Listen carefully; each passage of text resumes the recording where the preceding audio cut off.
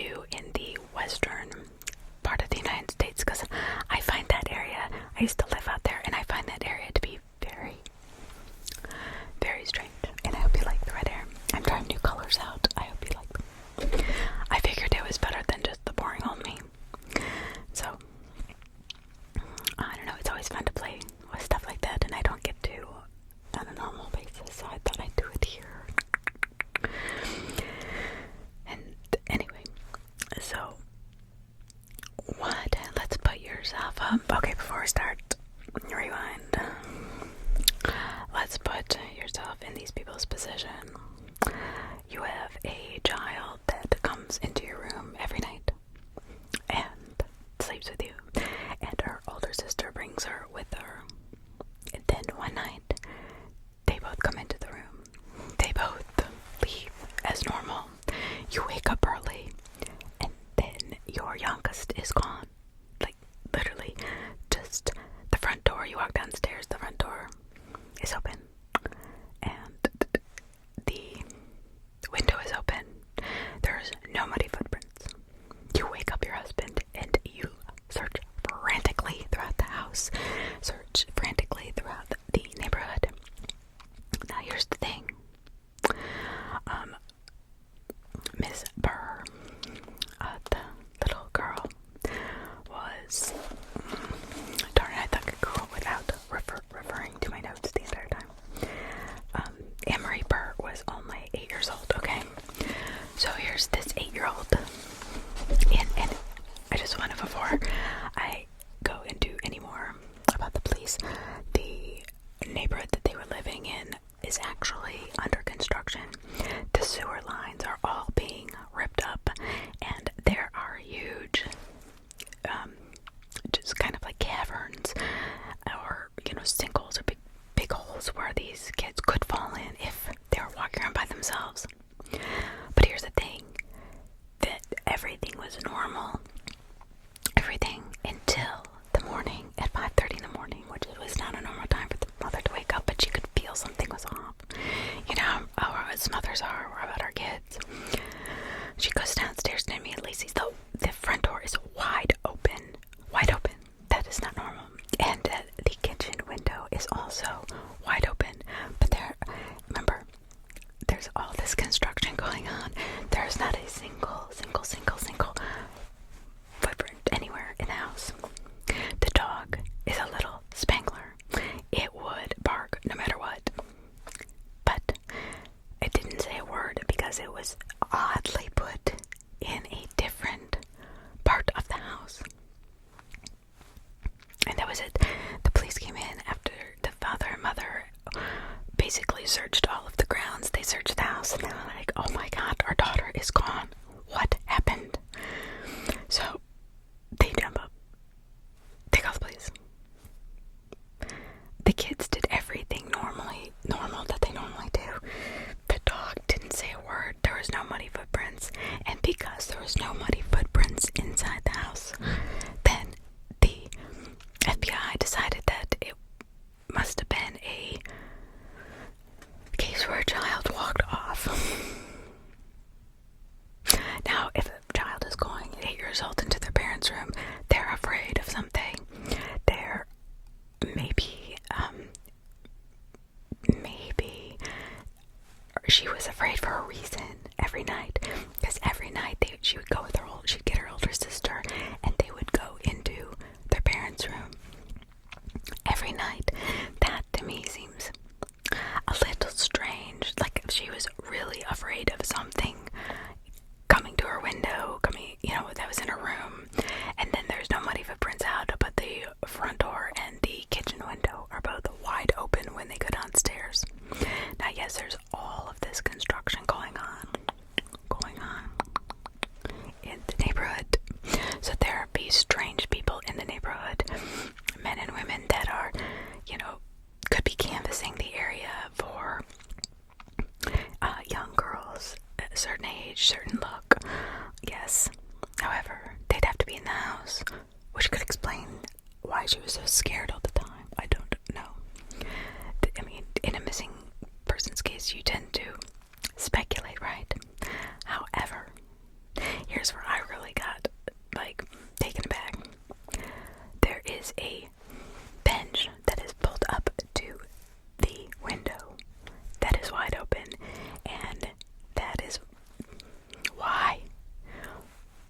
there's footprints around the house. There is no footprints inside the house. Could the person have taken off his shoes or her shoes? Could the child have known this person? But I don't think, like the FBI said, oh well, this is definitely a case where the child has walked off by themselves. No, absolutely not. There's no way this kid walked away by herself. She was afraid every night to the point she'd have to go into her parents' room. Why would she walk into the darkness by herself? She didn't go with her sisters. So, also, I think she was afraid of something in her room, which is what made her go to her parents every night. I do believe that. But the fact that how would you just have, so, okay, this 8-year-old who's afraid is going to be roaming around in the pitch black, puts the dog away so it doesn't follow her outside, opens the window and the door, thinking all this out very strategically, then pushes a bench that is close, barely close to the house, but still not light, all by herself, pushes it up against the window, acting as if to say, okay, well, somebody came in and got me, but there's no footprints. I don't know. Okay, it could be one of two things. Well, it could be many things, but it's chilling here. What I think it was either one of the parents, one of the kids, because she did have siblings, or somebody that they did not know. Now they did search for her body. They didn't find her anywhere. But when the FBI came in, it was kind of like, oh no, this is definitely a case of, what did they say exactly? This is a case of a child wandering off. Does that make any sense? Am I crazy? Because I don't think that makes sense to me at all. At all. So, okay, so, I mean, it's one thing for an adult to do something really strange like that to cover up their disappearance, and I think a lot of, in these older cases, they may have been suffering from health problems, and it was a good way for them to kind of get away from the family so they didn't have to say goodbye, which is, I can see that. I wouldn't want to say goodbye. I would rather have my family think, I don't know, it goes both ways. I don't know if I'd want my family to not be able to say goodbye to me, but then again, I don't know if I could handle the grief of saying, telling them that I was going to die. I don't know. That I don't. But also, during the night of Miss Burr's disappearance, here's the thing, it was storming like crazy. The wind was just blowing like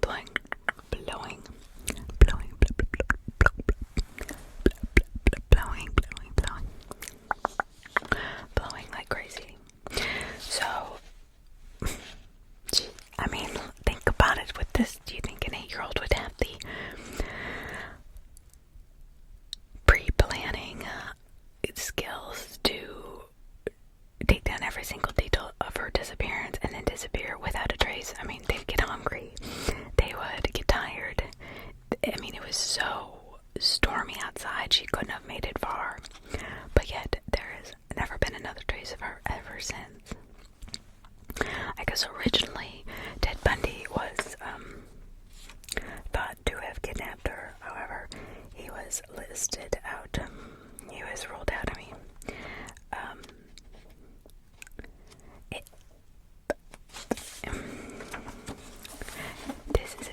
I don't know why this hit me strange. Like, I felt a weird vibe around this case, and I don't know why. I mean, they lived in a 3-story home on the 3000 block of 14th Street in North Tacoma, Washington. This was a fairly urban existence, except for an overgrown creek region just north of the home that snaked its way to Commencement Bay. If it weren't for that overgrown creek, this case would not appear in this chapter, okay? So, the night of August 31st, 1961, they had this huge storm.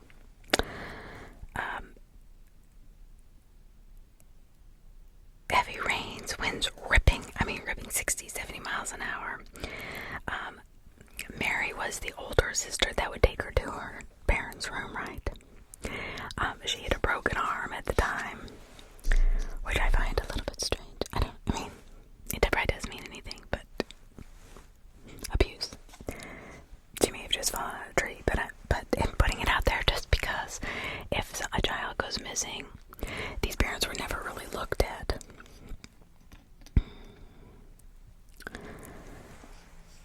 The parents weren't sure the exact hour, but quickly went back to sleep. Because so after the kids, Anne-Marie brought her sister Mary to her parents' room for comfort because her sister was crying. Mary had recently broke her arm and still suffering some pain. The parents weren't sure of the exact hour, but quickly went back to sleep. Alright, so this is a very normal occurrence. But why is this child crying all the time at 8 years old? I mean, lots of construction sewer lines of up to 30 feet deep were open pits and penetrating all of the nearby streets. Okay, well, she could have fallen to a pit, but they would have found her body. And then her mother wakes up at 5:30 in the morning, which she never does. I mean, this is very, very uncommon. So the former search, like I said, was completed. I just want to make sure I get everything right. A small bench was leaning against the sidewall below the window. So like the window I was talking about was open. There's a small bench leaning there. So no 8-year-old would put that bench there just to like plot their own disappearance and then not get hungry or tired or scared if she's scared in her own room. That's, I guess, that one piece of evidence that drives me crazy, that little girl was scared in her room all the time, like as if somebody was there. She never mentioned it, but maybe she didn't know. Maybe she just had a feeling like somebody was watching her, and then she ran to her sister's room, and her sister had to take her. But something was frightening enough to make that child go into the parents' room all the time.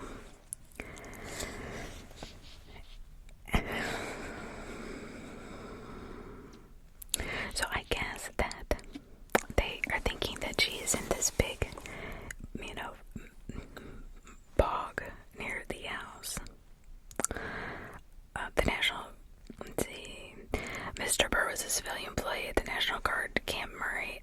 They were not wealthy people. They wouldn't have a ransom. So even she asked, does someone believe that Anne-Marie just indiscriminately opened the front window of the residence during the night? Some believe that a family member walked out in the mud during the night. The puzzling part of this is there's no mention in any articles of the muddy shoe prints inside the residence. Probably needed to prove to suspect entering the house during a rainstorm. It seems a strange coincidence that the neighborhood was going through major construction with the installation of sewer lines at the time of Anne-Marie's disappearance. There have been dozens of articles about this case over the years. Some people theorize that Ted Bundy may have abducted Anne-Marie, but he has been eliminated. So this class has been classified as abduction by Washington law enforcement. She has never been found. Okay, so I don't know. I smell parents here. I don't know why. Because back in 1954, I'm sorry, 61. In 61, parents weren't really thought to really harm their own children. Remember the case where David, a child, called it that I did. Well, his parents believed his parents were believed over all the bruises on David's body, everything, that David was starving, he was gaunt, he was yellow. So in 1961, the parents were more assumed to have been in the right, that they couldn't have possibly had anything to do with this child's disappearance. Now, there are a lot of coincidences in this case, and yes, we can go down a rabbit hole all day long, but my major scratch in my head is, why are there no footprints in the home at the time? Why? I don't know why it's not going to be this 8-year-old, right? And Ted Bundy didn't do it. And there's all these sewer lines, so it could be a construction worker. She was obviously afraid. Now, it doesn't really go into much of the parents, but the parents can't really remember when she came in. And, they haven't yes and no. Maybe it was just this kid. Although the other daughter did have a broken arm, she never came forward and said, yes, my parents were abusive. Nope, nobody ever said that. So I'm gonna guess that it was not one of the parents. But it definitely could be somebody digging in the sewer line that came up through the sewer. I mean, the sewer line runs right to the house, right? So it could have definitely been somebody who dug a hole up near her bedroom, or even in her bedroom, like, in the closet. I've read horror stories that, if you listen to my scary stories where people have actually been afraid that it's something supernatural, but it's actually somebody living underneath. They got in underneath the house somehow. Depending on if the house had a crawl space or not, that would be a big difference. But the main problem with this story is that there's no footprints in the house. But there is somebody who's climbing into the house, or has the wherewithal to stage that they were climbing into the house. She was scared. There are no dirty footprints. The door and the window were wide open, and the dog didn't bark. So the dog had to have known the person, or was barricaded previously, maybe by one of the siblings. I don't know. I'd be very curious to talk to the siblings about that night. This doesn't go into what they said, but there are, in other accounts, I have not really read, no matter what book I read or what, I watch about this girl's disappearance. Everyone's kind of like deer in the headlights. We don't know what happened to her. I don't know. So, poor little 8-year-old Anne-Marie Burr. Okay, Anne-Marie Burr. She went missing 8/31/61 on a stormy, windy night. Muddy. Everything's dug up. Body never found. Nothing. But she was afraid of something. I keep coming back to that. Like, that's sitting funny with me. I don't know. So, what do you think? Let me know in the comments. This is Paige Wilson. Paige Wilson was 8 years old at the time in 2010, 4 p.m. in Floodell Campground, 19 miles east of Colville, Washington. She was 8 years old at the time, just camping with her grandfather and cousin in a campground 19 miles east of Colville, Washington. So she's with her grandfather and cousins. So she is with family. They're having a fun time. They're playing. They're enjoying each other's company. But all of a sudden they looked up and she's missing around 4 p.m. on August 20th. Now, they immediately notified forest officials, which is always good. But they search for her on Sunday at approximately 8 a.m. and nearly 4 miles from the point being along a lonely gravel road. She had many scratches and bruises on her arm, but was relatively in good shape. So, she had survived 40 hours in the wild with temperatures as low as 30 degrees. So this little 8-year-old girl who basically didn't have anything on was just took off wandering into the forest. Why would she be wandering in the forest playing with her cousins and not tell anybody? And then found 40 hours later. The television station KXLY had a short interview on September 12th with Paige and posted a statement on its website asking her to explain how she got lost. She said she wasn't sure what happened, but she looked around and she was alone and lost.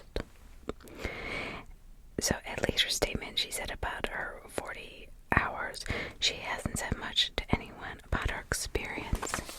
So this is kind of interesting. Here's this 8-year-old who's having a great time and hanging out with her cousins and her grandfather, and then all of a sudden just cannot explain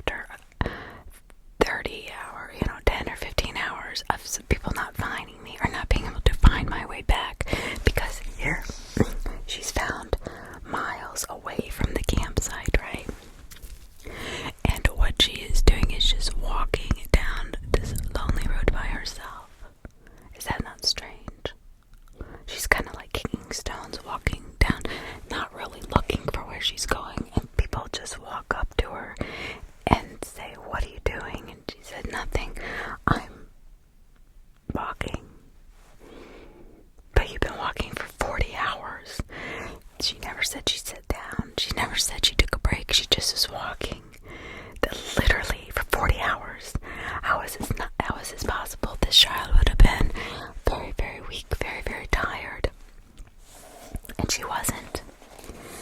I mean, it is a very strange disappearance. The author even says the region around Colville has had many, many strange things happen over the years. Many of the unusual disappearances are documented in the Western edition of my first Missing 411. Paige Wilson's statement about how she disappeared may be one of the most revealing you will ever read. Victims truly don't understand. Paige's statement about how she got lost almost sounds as though she was in one location 1 second and another location another, which does mimic the feelings and statements of many parents when they state their kids were right next to them 1 minute and gone the next. It's as if their bodies or their souls are still in another time. I mean, I know some of you out there that you believe in time travel, time warps, and split fragments in time and portals, and that could be very true because none of us really know. I mean, we are just scratching the surface on what is out there. That's the thing.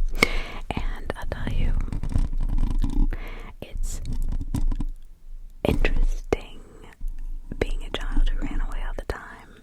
Not that I was running away. I love the woods, so I would disappear into the woods for hours and hours, but I kind of always knew. I don't know, it's hard to explain, but when I was 3, I just would walk off for hours. Of course, I always wondered why it took my parents so long to find me. I was very hyperactive. That's probably why. But all of, this is a specific place in the United States that kids go missing a lot, and all the accounts pretty much are very telling. They're the same. They were there 1 minute and gone. 4 years old. Well, these are all girls. 4 years old, Marcella Reminsky. This is in Mount Rainier National Park, Washington. She was 4 years old. Miss Kay Reminsky was with her daughter at age 4. Took a trip from their Fairfax, Washington home. So they're on a trip. They go for a picnic, right? At approximately 5 p.m. Again, the mother looks up and the daughter is gone. Marcella is gone. I mean, just vanished out of nowhere. So Miss Reminsky notified the police authorities right away. They searched immediately. The park searched with 50 rangers that knew the park well. 2 bloodhounds. The canines were given Marcella's scent, yet they could never track her, even from where she was. Now that to me is very strange. Why couldn't a bloodhound even begin to track her? They gave her clothing, some of her clothing to scent her, but they could never track her, not even from where she was. That gives me the chills. That is very, very scary. She was 2 miles from the base of Mount Rainier and is located on the northwest side of the park. So when she is located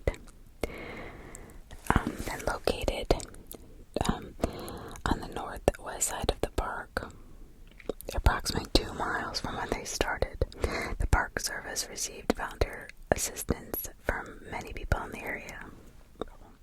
Just these guys walking, Jack and Donald Noel, were walking uphill from the falls, looking for the girl when they happened upon to see a bundle on the ground. A July 4th, 1950 article in the Kingsport News had the following details. Quote, a blonde 4-year-old youngster was found sitting high in the slopes of Mount Rainier Monday morning after wandering 16 hours into the wilderness. The child's legs bore long scratches from crawling through the underbrush. Unquote. People who have read many other Missing 411 books will recognize that these types of scratches are routinely found on kids that go missing. So was something grabbing her, trying to pull her down into the depths of something more sinister. There are claw marks. They're not people marks at all. They're from a sharp animal. Now think about all the animals that would have taken her away, but this is the thing I found really strange. She's 2 miles from where the campsite was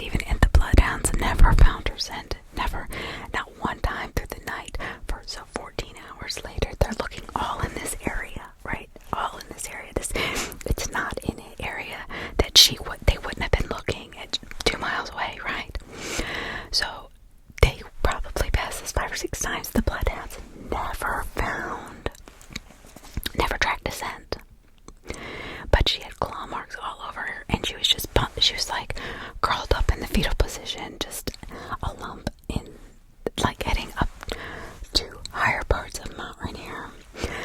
That is really strange to me because it is as if something had just grabbed her out of the abyss, out of nowhere, and taken her. But this has happened to other children too. It's as if they're standing there one minute and then the next they're like literally taken through time. And I don't really feel a alien vibe here, but the fact that the bloodhounds could not track her scent was very strange, as if she had never been at that campsite at all for a picnic. And we know she had been. Now, at first I'm thinking, oh well, maybe it was something that her mother used to cover up. However, the girl was found. She was okay, but she was 14 hours in there by herself. And she didn't seem scared. She just said, I was there one minute and that I wasn't. It looks like they're crawling through the brush. When I was younger, about down by our house in Ohio, there were these really thick thickets that I would crawl through and always have, some scratches all over me constantly. They were long scratches, but this is, I guess, the ranger said Marcella Ramsky was in good condition, no visible cuts or abrasions, but was taken to the doctor's office in Buckley for observation. That is correct. An entirely different story was relayed to the public by a national park ranger. It sounds like they understand the importance and relevance of the cuts and abrasions and want to control the message. Okay, so now the park rangers are lying to the public about the kind of injuries these children are getting. They have these long scratches or cuts and abrasions, but they are reporting to the public that they have nothing wrong with them at all. Don't you think that's a little strange? I think that's a little strange. Okay, so later on, the girl's mother said that apparently her mother said that Todd had apparently gone through a regular nightly routine regarding this, regardless of discomforting circumstances. Her dress was on backward and the laces on her shoes were crossed every which way. People need to understand that on Mount Rainier during a July night, temperatures can easily get down into the high 30s and low 40s. I doubt the girl is going to remove her clothes and then put them back on again. Again, this is an attempt to explain the unexplainable. So our mother is saying here that this girl had taken off her clothes, like she always did, got ready for bed, and then got naked in the woods, went to sleep on a bush, and then put her clothes back on in the morning, and tied her shoelaces strangely and put on her clothes backwards. Do you think a child that is lost is going to go through her routine? I understand kids like routines, but this is, a child, I don't care, at 4 years old, may not have the fear of an 8-year-old, but still is going to be like, where's my mommy? Even as independent as I was, I wouldn't have been gone for more than, say, 10 hours at the most. I probably would have gone if they wouldn't have been at the whole, police force looking for me. So here's what the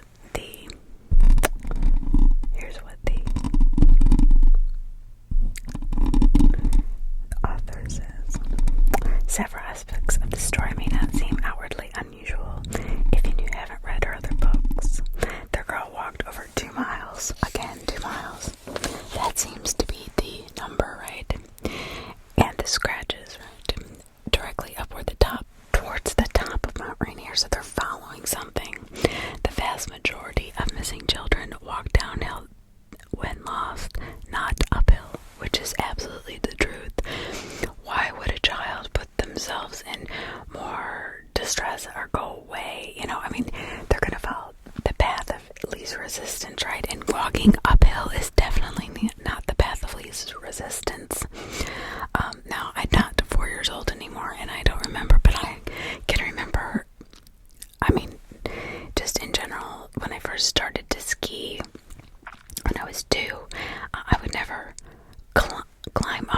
because I thought my parents were going to be there. Now, this girl walked 2 miles. So what they're telling us is that this girl walked 2 miles and then started walking straight uphill off the path. And then takes off her clothes in 30-degree weather, maybe low 40s, and then puts them back on in the morning, backwards, with the shoes on. And that's something strange. Is strange about that. I don't know. Honestly, that is just...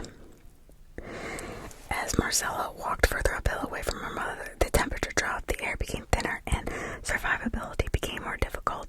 Mrs. Ramsky is very lucky to get her daughter back alive, absolutely. I mean, these stories are so disconcerting because all the children are found with these strange scratches, right? All the children walk 2 miles away from their home.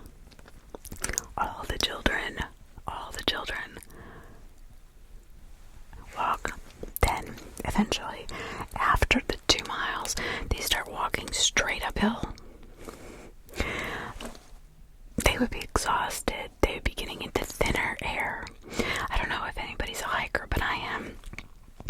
And I'll tell you one thing.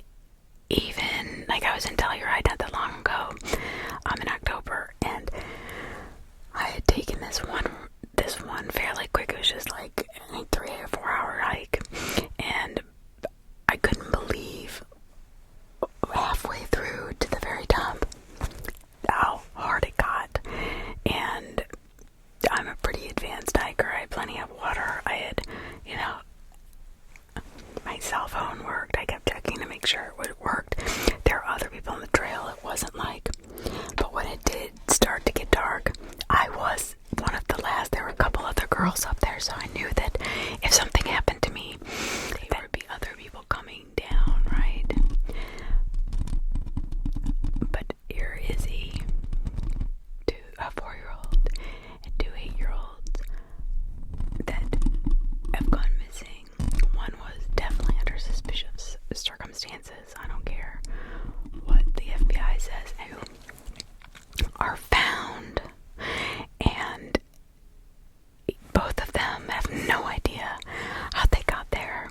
Of course, the 4-year-old wouldn't be as verbal, but even to this day, she doesn't really know what happened in those 14 hours, and the other girl has gone 40 hours in negative temperature, like below freezing. Freezing in Fahrenheit is 32.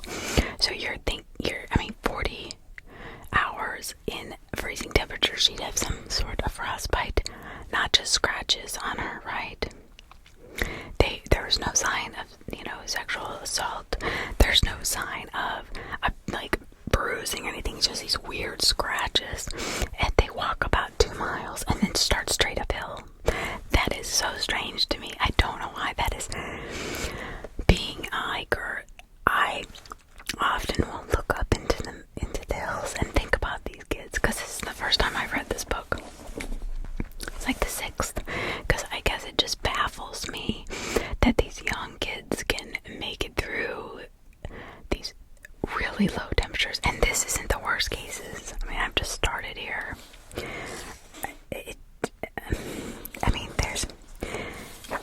There's an account of this, let's go to this 63-year-old man. We'll do a couple older people. This 63-year-old man that was actually looking for a missing girl. So he always looked, that was his thing. He looked for missing people. And this was really interesting because he was never found. He had a 4-wheeler, and a green jacket on, and a camouflage 4-wheeler. Well, the girl that he was looking for had a red 4-wheeler, and her little terrier with her. Well, they were gone. Nobody could find her, right? So he's part of the search party. Now, they did say he had some medical problems. whatever. This man gets on this four-wheeler after he warms up and he feels good. He's like, okay, I'm gonna go back out and look for her. She is found in the interim, right? And he never seen it again. They find his four-wheeler months later, heading uphill, turned off, like he was gonna get out, or that he got off. But this is a very experienced search and rescue person. This is not somebody just out who decided one day they're gonna get on their four-wheeler and they're gonna go look for somebody. No, not at all. This is a very well-trained search and rescue person who is in their middle 60s. But when they said, that won't be evidence, right? When they said he had health problems in season reports, and the park rangers are messing up these reports. I don't understand why. Like, why would a park ranger care unless something is going on that they don't want you to know about? That's what I'm thinking, that something strange is going on within these national parks, whether it's a strange creature, whether it's people living in the parks, but it's a scratching of the body. This is a 2 or 3-year-old. Fort Lewis, this also happened in Washington. Fort Lewis is just 2 miles southwest of Tacoma, so this is all basically within a 10-mile radius. It is very wild region. 33,000 acre fort that housed 6,000 soldiers in 1950 sits on the southeast side of American Lake, with Interstate Highway 5 bisecting the property. The region of the fort that borders the lake is still quite wild and undeveloped. So Tommy Jenkins, he lived on Fort Lewis with his father and mother in a non-commissioned housing area about 1,500 feet from American Lake. So he's young, he's little, so you'd have to constantly be watching him, especially boys are crazy at that age, they'll just run out. Reports vary on Tommy's age, stating anywhere between 2 and 3 years old. On May 4th, near noon, Tommy was outside playing with the neighbor's Irish setter named Lassie. One soldier reported that he saw the boy and the dog playing at a gravel quarry not far from his residence, but that has not been confirmed. When Tommy didn't come home for lunch, authorities were called and search initiated. The commander of Fort Lewis pulled every available soldier to search for Tommy. Over 6,000 men and women covered every inch of the base. Now that is crazy. Think about this. 6,000 men and women. 6,000 men and women of this. Yes, it's 33,000 acres, but they covered every inch of this base, right? The kid was only 2 or 3 years old. 5 miles, he's gonna go at the most 2 or 3 miles, right? So you have 6,000 people on 33,000 much. I mean, if you split, and of course it's military, so they would be very, conscientious about splitting everything up in search. I mean, they looked in the beach and the water, they found nothing. They had helicopters and planes into the air, they found nothing. 3 different bloodhounds were brought into the base in an attempt to pick up Tommy's scent. The dogs found nothing, not even in his own house. Here, this again is very, very strange to me. 1/3 of the day searching in an area previously searched numerous times. Heard sounds near the beach. The men found their way through the heavy bush to find Tommy and Lassie playing on the beach.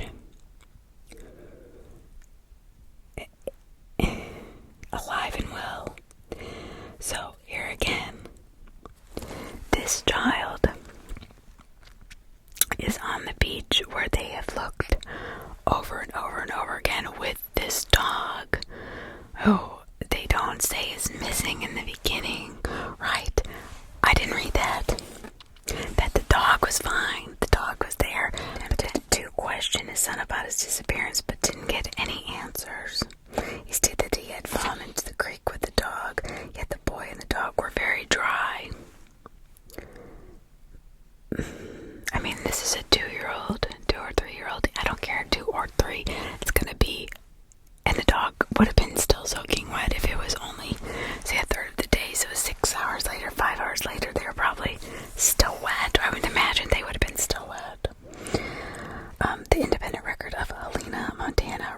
article on May 6th about Tommy being found. Reporters attempted to question Mrs. Jenkins and Tommy how he could be found in such phenomenal condition, and she stated, quote, "I can't understand it. I can't understand it," unquote. That is all they have. Literally, this boy goes missing. He says he falls into the creek, but he's dry. And the dog is fine up until the point where he's found with the dog. So the dog just, that is strange. It wasn't even a tenth of a mile. It was right there in the bush. Like, they would have been able to track his scent and the dog scent right into the bushes. It's just like walking to another realm. And everybody says that children have that open-mindedness, that awareness, that fearlessness of things that we would have walked away from or not seen many times. And there are believers and there are non-believers, I get that, but I also know for a fact we don't know anything about the worlds and universes, multi-universes that we are from. We are just scratching the surface of all of that. So do I think that it's possible cases, but I just wanted to review. So if definitely one I feel is she was never found. There is some kind of foul play, whether it was from her family, whether it was from an intruder, whether it was from one of the workers that had dug. There was another 8-year-old and a 4-year-old and a 2-year-old that all were found. 2 were found with scratches, and yet the ranger said that they had no scratches on them. They were completely fine, which they weren't. One spent 40 hours in the freezing cold and was fine. And they all say they have no idea. They were with their parents one moment and then they were not. What? Explain that to me. Explain that to me. I understand people are skeptics about everything. However, there are some things that are not explainable. And this last kid, who is 2 years old, it's not as if this kid was even 2 miles from the camp. The kid was right there at the camp, just in bushes. The bloodhounds would have definitely picked his scent up of him walking into the, So these are all very unexplainable. Luckily, all those people have found their children, because next time I'm going to do it, they are not found. And I do believe a lot of them are foul play. I don't know if you've ever been hiking in these mountains, but you've got to be very careful. People that have bad, they don't wish you good, well, for sure, and not your children well. You've got to be careful of everybody. As remote as it could be, you could be walking into the den of a lion's den and not even know it. Meaning, you could be walking into a home of somebody who's there because they're running from somebody, or they are running from something, and they are maybe a little bit mental, whatever. But I'm gonna wrap this up. I love you guys. Thank you for subscribing. Please subscribe when you have a chance right now. And thank you for commenting. This is kind of a new, I haven't done any really more missing 411, but I have other books, and I just think it is bizarre. It's a supernatural, interesting than others, but then there's those few that actually the majority of the ones I read today are not explainable. The one with the 8-year-old girl who was crying, I don't know, that whole thing, that I don't know, that one piece of evidence that just sits heavy on my soul is that this child came in crying every night, and the other daughter had a broken arm. What's going on in that house? What's going on in that neighborhood?